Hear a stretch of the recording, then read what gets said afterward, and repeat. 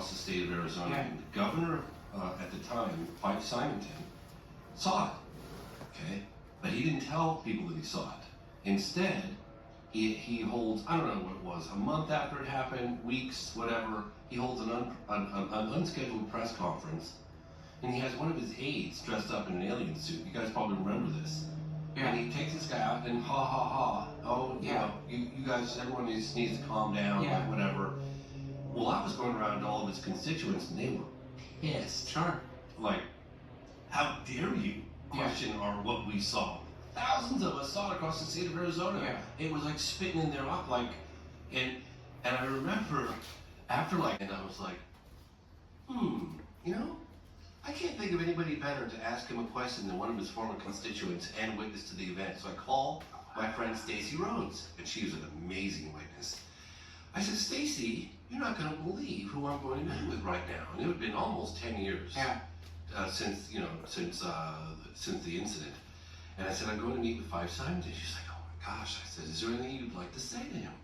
She goes, you damn right that's something I'd like to say. And it had been 10 years, but they were so insulted. Yeah. I mean, these witnesses had literally stopped their car on the freeway and got out and, they were apparently on both sides of the freeway. And this object, it was between between Phoenix and Tucson. It was on Interstate 10.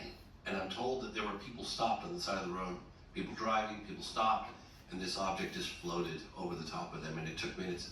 And Stacy Rhodes in particular said if I had a newspaper and opened it up like that, I could not have blocked out the object. That's how big it was above their head. Her and her daughter, Emily, and they had one other person in the car.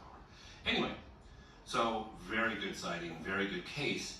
And so I grabbed my little pocket tape recorder and I recorded a statement from her that I was going to hit Mike with. Yeah. When the time was right. Right. During the interview. So I thought, well, let me not do this. When I met with him the following day, I couldn't believe I was getting an interview with Five Simonton. And I said, let me get as much of the interview as I can before I get into this case. So about 3/4 of the way through the interview, and I'm feeling pretty comfortable, I said, hey, I got a little something I'd like to play for you. Yeah. And so, and he goes, well, what is that? I said, it's a recording from one of your constituents and a witness to the event. Hit the play button. Hi, this is Stacy Rhodes. Opportunity to address this. Do you still feel like this is a matter for ridicule, this, that, and the other thing? When you let us out to dry, and we all these thousands of witnesses across the state, and you make this mockery and blah, blah, blah, blah, blah. And I'm like, I see him sinking down in his chair a little bit. And I didn't know how it was going to go. And then he stops and he pauses. He says, you know what? Yeah, if I could do it differently now, I would have. He goes, I saw that thing too. And that thing clearly was not of this earth. Wow. And he goes, I'm a former captain in the Air Force, I'm a pilot. He goes, that thing was not of this earth. And I said, well, how do you so sure about that? He goes, the size. He said it was like a mile across, and it was just floating really slowly. Yeah. So this has been the party line for decades. Rewire and learn new behaviors, skills, and cognitive functioning. You're the author of the upcoming book, Protocols, an Operating Manual for the Human Body. When's that going to come out by? April of 25. That sounds incredible. Your work from the Huberman Labs at Stanford School of Medicine has been published in top journals including Nature, Science, and Cell, has been featured in Time, BBC, Scientific American, Discover, and other top media outlets. In 2021, you launched the Huberman Lab podcast, frequently ranked in the top 10 of all podcasts globally. You're probably without a doubt, in my opinion, the most famous and most listened to neuroscientist ever. And something else I want to bring up is a new found faith in Christianity. I'm on that journey right along with you. It sounds like our buddy Eddie Penny made a major impact in both of our lives, and I love that guy. He's an amazing human. I love Eddie, and I'm very grateful to him. He's an incredible human being, and loved your episode with Eddie here. Thank you. But next, we just I have a Patreon account. They are our top supporters. They've been with us since the beginning. And one thing that I do is I give them the opportunity to ask each guest a question. We had a ton of interesting questions for you, but I narrowed it down to one. I thought this was really important. A great question. This is from Matt. With the rise in suicide among the youth since the dawn of social media, how can teens and young adults, or anybody, reset their chemical imbalances being overloaded with dopamine from all the social media sites, video games, fast food, binge watching TV, and other facilitators of instant gratification? Great question, critically important question. There has to be self-imposed discipline. Keeping it dark at night and getting light in your eyes during the day has been shown additively to offset many of the negative effects of things like depression, OCD, ADHD, bipolar disorder. In other words, just keeping your room darker at night when you're trying to sleep has a positive effect on mental health. Getting light in your eyes, especially sunlight early in the day and throughout the day, tremendously positive effect on mental health. Okay, people will start negotiating. Can I do it through a window? Can I look at a video of a sunset? No, you go outside, you get some sunlight in your eyes. Without sunglasses, eyeglasses and contacts are fine. You're setting your physiology right. This circadian, this 24-hour schedule that we're on, is dictated by light through the eyes at particular times of day and darkness other times of day, eyelids closed. The use of phones and screens, while fantastic, right? It's done amazing things for our progression as humans and communication, is disrupting our circadian schedules and health, in particular mental health. It's not just the content people are receiving on these devices, it's also the 4:30. But being an early riser and getting some activity early in the day and sunlight in your eyes does a bunch of things. You have a pulse of cortisol every 24 hours, a quote-unquote stress hormone. It's not a bad hormone, it's a great hormone, but you need it released at its highest levels early in the day. How do you do that? Sunlight in your eyes increases that peak by about 50%. If you're not doing that, you would start running into trouble. Exercising and getting sunlight in your eyes early in the day times that cortisol peak. We know from studies at Stanford School of Medicine by a guy named David Spiegel and the great Robert Sapolsky that if that cortisol peak is shifted later in the day, you start getting symptoms of depression, anxiety, failure to sleep, and the whole thing cascades. So when I say discipline, I could list off 20 things that one could and should do. But this mental health crisis has to be attacked at two different levels and two very disparate sides. I'm describing the first one. You gotta get your physiology right. Get that cortisol peak. Early day, start looking at other practices like learning and reading. Okay, so getting your physiology right sets the ball in motion. And then, as will probably come up multiple times during today's episode, you need some tool to learn to calm your mind, right? Your mind is gonna school. Nobody has a mind that's calm all the time and focused when they want it to be and falls asleep perfectly every night. Nobody gets that. No human being gets that, okay? So you have to put some work into it. That involves doing, maybe it's 5 minutes of meditation a day. I'm a big believer in prayer. I think that combines a number, if not all of the features of the things that we hear about, like meditation and all these other things, into a practice that if you spend some time with it, I think it can be very useful. Okay, I'm not here to push that, I just know that to be true. So get your physiology right, and the rest will start. If you're inclined, it makes sense to explore a spiritual leaning. That can mean different things to different people, but if you're willing to explore those two areas, I'm willing to bet that within weeks, if not months, you can make substantial progress and people start to feel that sense of agency, like, whoa, this is wild. I'm sleeping a little bit better and I'm feeling a lot better. I'm sleeping a lot better and I'm feeling a lot better. And all of a sudden, you can make better choices. Trying to find one choice in the daytime that's gonna change everything, that's futile. Yeah. You might as well be asking for one pill that's gonna change everything. Yeah. And if you don't think you can do this, then the physiology stuff, then start on the prayer side and pray for it and then go in that way. Whenever to try and explore this, do it. That's my message, because it absolutely can be done. Man, it doesn't sound like it takes much. Yeah, so of course, I like social media and I like content on there, including some silly content. But do I really need to spend that much time with this? Or this is kind of robbing me of some key life. Do you know how much time you spend on social? So I have a new practice now where I have a phone with Instagram and X on it, and that's it. No one has the number, and if I need to post, I airdrop things on there and I post. But by virtue of that, I know exactly how much time I spend on there, and it's about an hour and a half, but I'm also posting quite a bit on there. But that's an hour and a half where, I know that, one could be writing or, building out business. But for me, that's part of my business because of, obviously in online culture and podcasting. It's about it. Very profound and significant. So, where did you grow up? Yeah, so to be clear, the early part of my life was pretty darn easy. Far easier than for most. So my dad's from Argentina. He's a first-generation immigrant to the U.S. He came to the U.S. on a naval scholarship. He wanted to do physics. There was no money to do physics in Argentina. So he came to the United States to do graduate school. He met my mom, who lived in New York City. My dad was living in Philly. They paired up, moved to California, had me and my sister. I've got an older sister, 3 years older.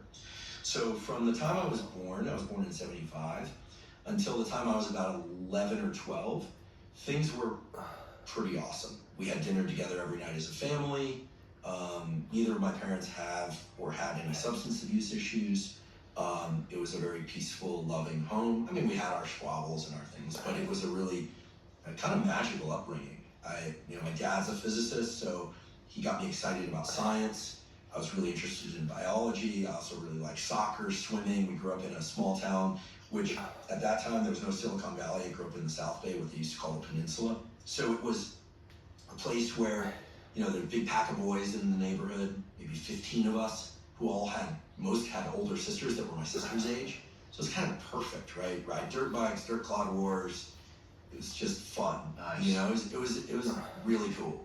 And then right about the time that puberty rolled around, so I think puberty somewhere around 13, 14, around there, my parents went through a very high conflict. Whatever I'm into, I'm like really into. Mm-hmm. So right about the time I hit puberty, my parents split up. They were fighting a ton. I developed a lot of ideas about which parent was at fault, this whole thing. And basically, I stopped paying attention to school. I was depressed. I think I was anxious, scared, and depressed. And my life at home was really complicated. My mom had a really hard time dealing with that separation. She was very family oriented. And it was just me and her at home. And we got along, but it was, I just remember it as honestly a really dark time. I remember being super scared, being super angry at my dad, and just livid at him. Why did they get divorced, if you don't mind me asking? Yeah, I think it could, the classic irreconcilable differences. I don't know. I think that it was, they wanted different things, these kinds of, messages that you hear. I think it's different values. I think fundamentally different values. So at 14, 15, all the kids in my school, I went to a very academically ambitious school. The school is Gunn High School with 2 N's. It's also the school that's infamous for having one of the highest suicide rates at one time. Really? Yeah, so it's a very academically intense school. I lived over the fence It's a from lot high of school. pressure. A lot of pressure. Kids were More and more, now at Hungry Jack's. at 14, 15, I just remember being pretty depressed, having a lot of frustration in me, and not feeling certain at all about my home life, and just being very, very sad, confused, and filled with hormones and all the things that go with being a young male. So pretty quickly what happened was I stopped paying attention to school. I started hanging out with a group of really good kids, mostly skateboarders. This was in the early 90s, skateboarding, late 80s, early 90s, so 89, 90, 91. Skateboarding wasn't a cool sport back then. No one cared about skateboarding. And we started going up to San Francisco. There was this community of, at that time, mostly guys. Now there are a lot more girls and women skateboarding, but it was a bunch of young dudes at a place called Embarcadero, the famed EMB, which was basically Justin Herman Plaza in San Francisco. And you could go there on a weekend and there'd be hundreds of kids skateboarding, drinking, drugs, fights, and I want to emphasize this, amazing skateboarding. I mean, I remember the young Rob Deerdick coming through for one of the Back to the City contests. My friend LeVar McBride, amazing skateboarder. There was young Mike Carroll, Henry Sanchez. These names are legendary. Wow. Chihuahua Turner. So I was exposed to some amazing skateboarding, and I was exposed to and very quickly found myself in a community of kids that also, we weren't parentless, but we had no parental oversight. And if we did have parents, they couldn't control us. In fact, I pretty quickly realized that a lot of the kids who were at Embarcadero on the weekend were there all week long and just didn't go to school. And so I started getting into the truancy thing. I was like, well, I'm just not gonna go. And that kind of rebellion isn't good because you start getting exposed to more and more things like drugs and fights, and you're also not in school. There's some basic learning that the brain needs at that age. And I was going to class, putting my hoodie on, going to sleep, skateboarding. I could tell you more about the curbs in the parking lot of my high school at that time than I could about any class that I took. I liked the creative writing class, but then a little ceramics, some auto shop. I liked the science courses, the good biology class, that kind of thing, but I just wasn't focused. And so a year goes by and you can fall pretty far behind. Yeah. What also started happening is I was lucky that crew of kids that I skateboarded with were not into drugs and alcohol. We really lucked out. That wasn't my thing, never really was. But some of those kids got really good at skateboarding really fast. My friend Paul Zawanich was soon a pro skateboarder. Our friend Aaron Curry was a good skateboarder. He eventually became a graffiti artist. Unfortunately, he passed, but really good artist. And some of these other kids whose names I rattled off had pro models when we were in high school. I kept getting hurt. I think I had hit puberty, but my body wasn't strong yet, so I kept breaking my foot, my left foot. And What did they take you away for? they made it all about not being safe to myself, kind of thing, depressed. I think I was that depressed. I think it was that visible. To me, I didn't see it, because the moment I was out of school and I was pushing on my skateboard or taking the 7F bus up to San Francisco, I was having the best time. I mean, kids don't do this, but I was doing things like forging signatures to go off to the Rio Nationals. I mean, I was decent enough at skateboarding that I got to go to some contests, and but when you're in a skateboard contest in the late 80s, early 90s, it's all dudes.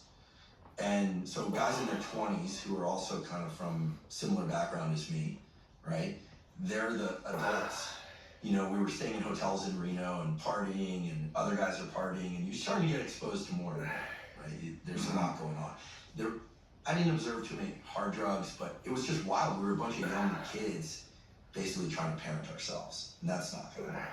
Skate camp at Visalia Skate Camp in the summer, I remember thinking, like, why would I pay to go to skate camp? I'm just gonna go. So we found someone to drive us, and we just went. We just crashed in the thing, Now there's a light and a dark part of all of it, because first of all, I had great friends in the skateboard community.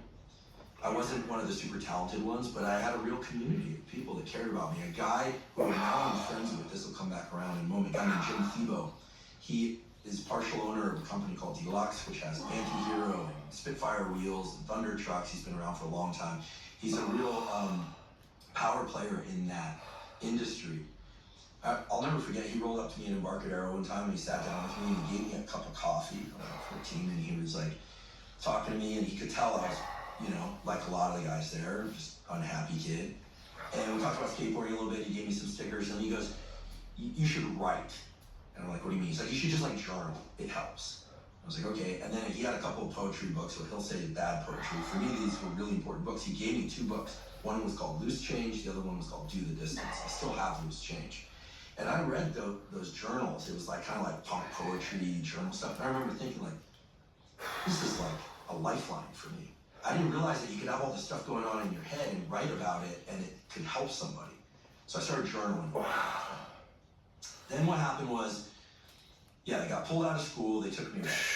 Okay. And what was the reason? Was it depression? Was it that it's basically truancy? I wasn't going to school. So it was either kind of just fall into some sort of foster system, which they weren't going to do. They weren't going to take me away because things weren't that bad at home, right? But I had a good friend, my friend Aaron Curry. He eventually changed his last name. He was a foster kid that I knew, and I remember him telling me before I left. He was like, don't screw up in there, because the next step is way, way worse. And he'd been through the whole system. Okay, so so I got there, and I remember thinking, this sucks. I'm separated from my skateboard and my friends, the only 2 things that I cared about, right? That I felt cared about me, even though I understood my parents cared about me, like they were dealing with their own stuff. Couldn't get through to me. And all of a sudden you're in there with all these other kids. And they had to sit down, and they're like, okay, there's probably about 15 kids. And they're like, we're gonna do group therapy, And I'm thinking, why am I here? I don't even know why I'm here. I didn't understand. And they started explaining, look, you haven't been to class in ages. When you do go, you're not turning in your homework. I'm like, and, you know, I was just kind of like cocky kid. And I feel very lucky now looking back. You know, the situation sucked because I'm like, how do I get out of this place? And it turns out one of the counselors there explained, you get out by doing the program, by participating. And what I came to realize was I had problems for sure, but I didn't have the kind of problems that were insurmountable, and that I better get myself squared away or I was going to be in trouble. Like, I needed to stop looking at my circumstances, and I needed to like start taking some control of my life. How old were you at this point? I was 14. Damn.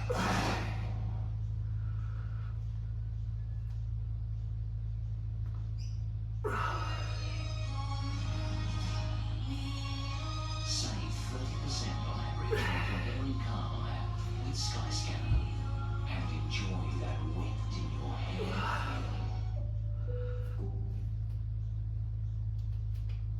Spotlight's biggest sale on now. Save 20 to 50% off store-wide, 30 to 50% off Manchester, and 20 to 50% off home decor. So you can create it, decorate it, and celebrate it for less. Sale on now. And Spotlight is what you make it.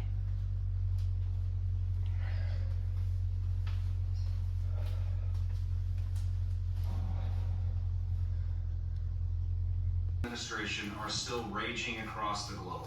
So what can you do to help protect your savings? Many Americans are already taking action by reaching out to a top-rated precious metals company, that's Goldco. Right now, Goldco is offering a free gold and silver kit to show you how precious metals like gold and silver can help you diversify your savings before it's too late.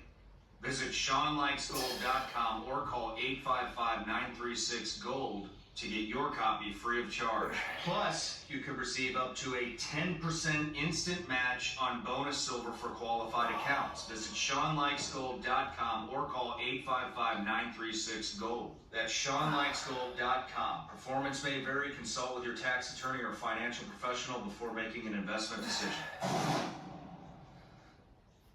Join me and my special guest for the next behind-the-scenes experience, exclusively available on Vigilance Elite Patreon. The behind-the-scenes footage is raw and uncut. This is as close to the set as you can possibly get. You can expect anything from off-topic conversations, studio tours, the final moments before the interview starts, and everything in between. The behind-the-scenes content is constantly evolving and will continue to bring you more as we grow.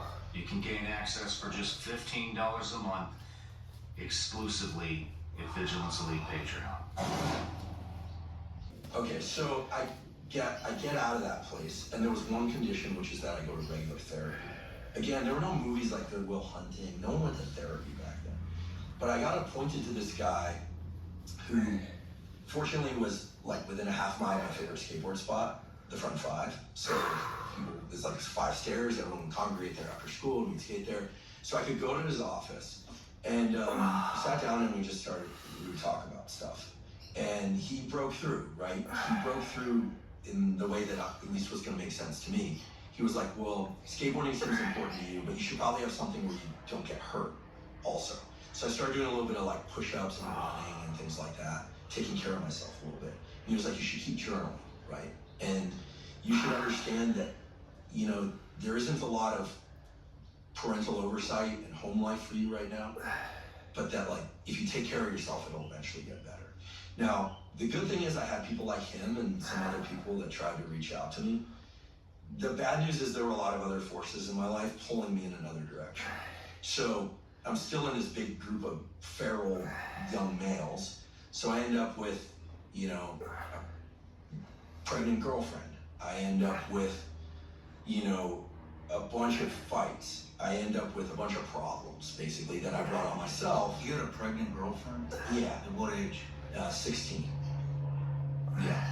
Your What's that? child? Yeah. I'm sorry, how old did you say? I was 16. Shit, man. And, you know, I couldn't blame anyone else for that.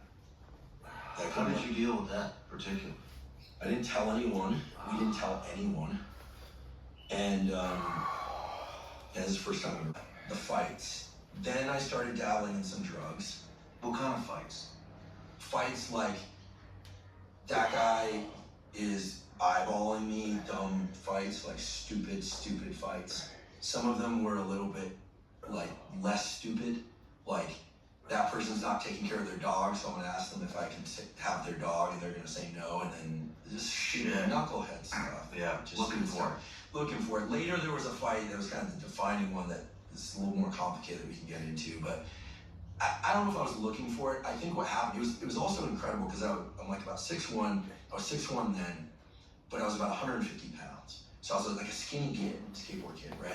And I remember just thinking, like, I'm not a grown man, I can't protect myself. I'm not that well.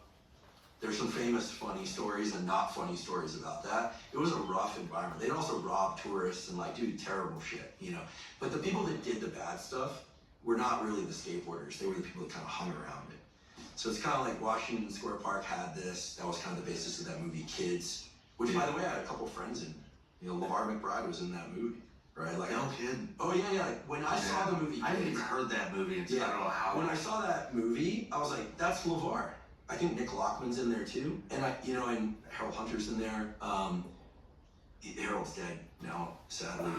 You know, that's a weird movie for a lot of reasons. It would never be released by. You know, the cool thing about resistance training is you can get stronger. So I started doing my pull-ups, my push-ups, and my body just changed like crazy. I grew like crazy, and I think also I was kind of the man of the house in my house. My dad and I were trying to work things out, but we had a lot of conflict. My mom and I was very protective of my mom, and I just watched my whole body change. It was crazy. I feel like I went through puberty, and then I went through like a complete physical transformation. And so I figured, well, what can I do that I can use my like hard work skills? Because I was always like very intense and working when I applied. Traditionally crafted for an award-winning range, we reserve the best so you can create. Your best is good. There's great, and then there is primo. You now have new horizons to explore. P&O cruising as Carnival in 2025.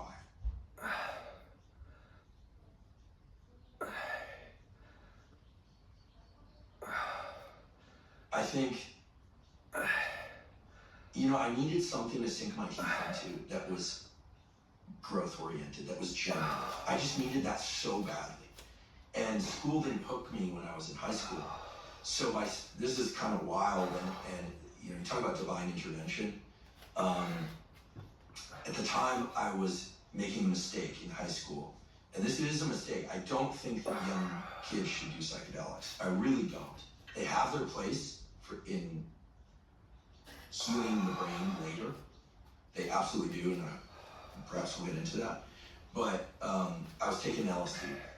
Half hit of LSD here, half hit of LSD there when I was like 16, 17. It came time to take the SAT. And my mom woke me up, I'll never forget that. She goes, you should go take the SAT, it's today. And I said, no way. I'd been up all night on a half hit of acid. I was still a little bit like, eh. I was like, no way. She goes, just go, you have to go. So I went, my home was through I had a trap door in my gate that would let into the school. So basically, John High School was there, George Avenue right over the gate, and I could literally go to school through just going through the gate. My now stepdad put a gate in the fence. So I go in there, I sit down, and I remember thinking, like, I don't know any of this stuff, but they said, even if you just fill out your name and information, you get like, I don't know, a certain number of points. I was like, okay, just like fill that out. And I swear on my life, I just did art with the bubbles. Filling that out. I was just filling in the bubbles. Did you even read the questions? No. Are you kidding me? Like, it was just filling in the bubbles. And I broke 1,000. I know people are gonna hear this and you'll be like, oh, no, I broke 1,000. That's divine intervention, or give me another reason that, there isn't some other way that could happen. Broke 1,000. Applied to university. I applied to 2 places, maybe 3. Didn't get into those other 2 places. Got into the one with my girlfriend.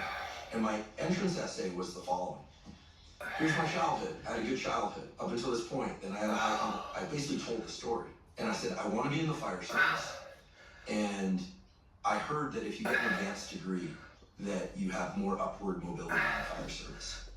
That's basically what I put for my entrance exam, and I got it. So someone on that committee read that and went, all right, like here's a kid who, I was just honest. I was just honest. And so I got in, and then, so I went off to college. It was kind of funny, I remember going off to college, and everyone else was like, their parents were dropping them off.